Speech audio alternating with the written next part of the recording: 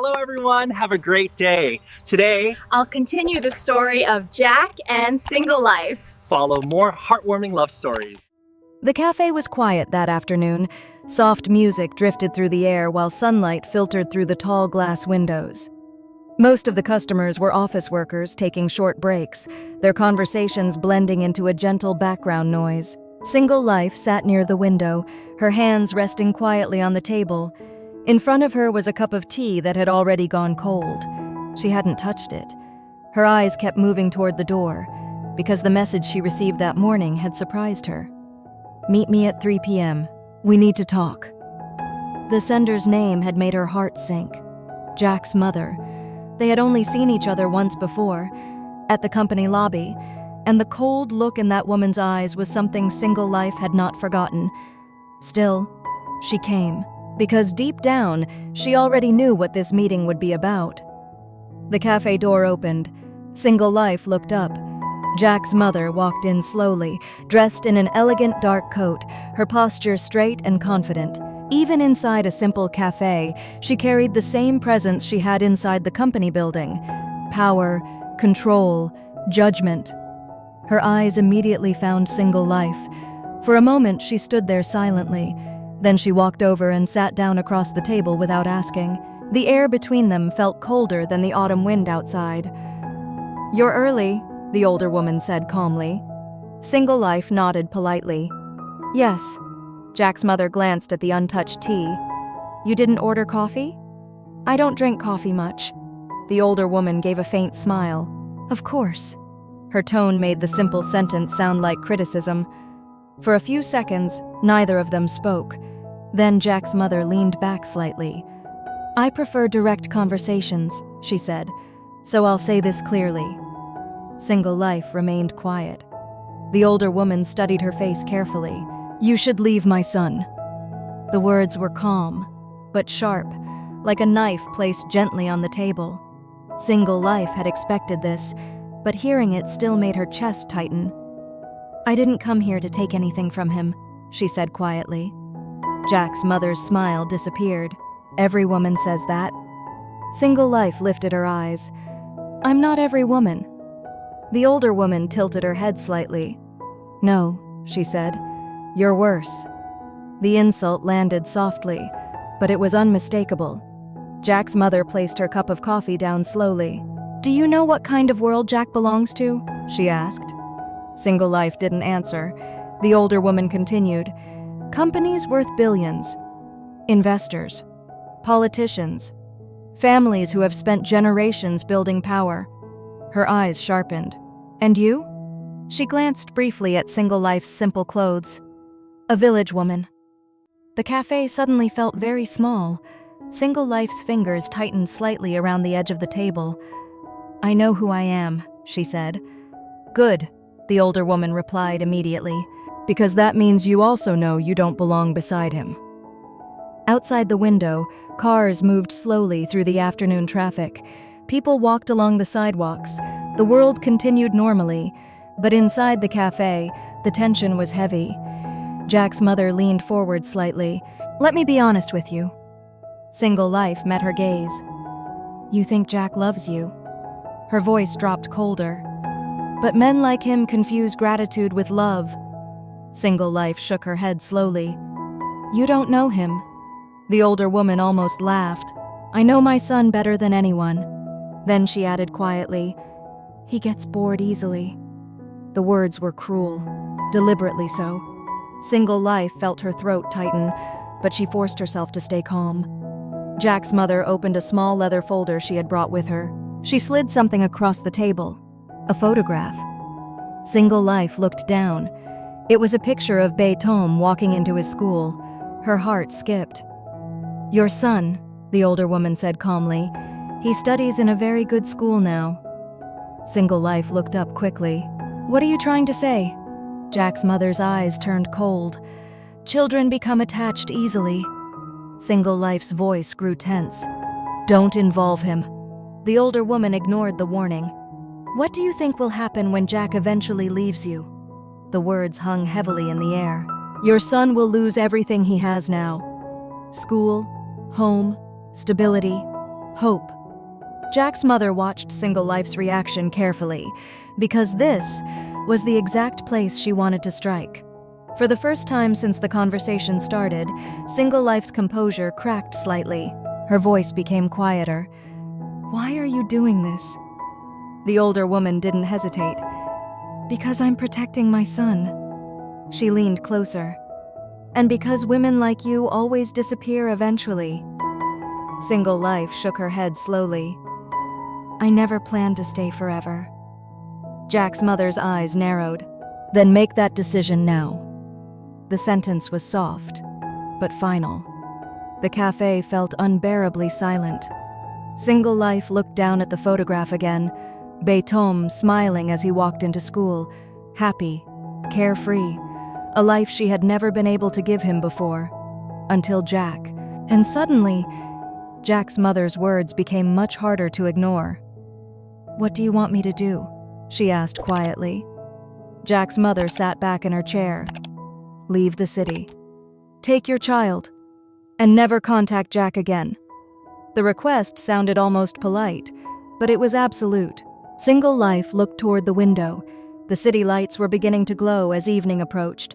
Somewhere out there, Jack was probably still working, unaware of this meeting, unaware of the decision that might change everything. Single Life slowly closed her eyes, and for the first time that day, a tear slipped quietly down her cheek. Jack's mother watched her calmly, because she knew something very important. This battle had never been about Jack. It had always been about the one thing Single Life loved more than him, her son. The cafe had grown quieter. Most of the afternoon customers had already left, and the sky outside the window slowly turned orange as evening approached. Single Life still sat in the same chair. The photograph of Betom lay on the table between her and Jack's mother. For a long moment, she didn't speak. Her mind kept returning to one single image. Betom laughing at the dinner table, Jack sitting beside him, the small, fragile happiness they had only just begun to build. Jack's mother watched her carefully. She had seen this moment many times before, the moment when reality finally defeated hope. "You understand now," the older woman said quietly. Single Life finally lifted her head. "Yes." Jack's mother's expression remained calm. "Good." She stood up slowly, smoothing the sleeve of her coat. "I trust you will make the right decision."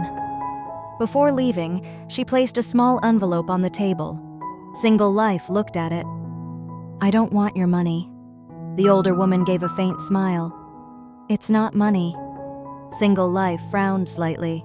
"What is it?" 2 train tickets." The words felt heavier than anything else said that afternoon.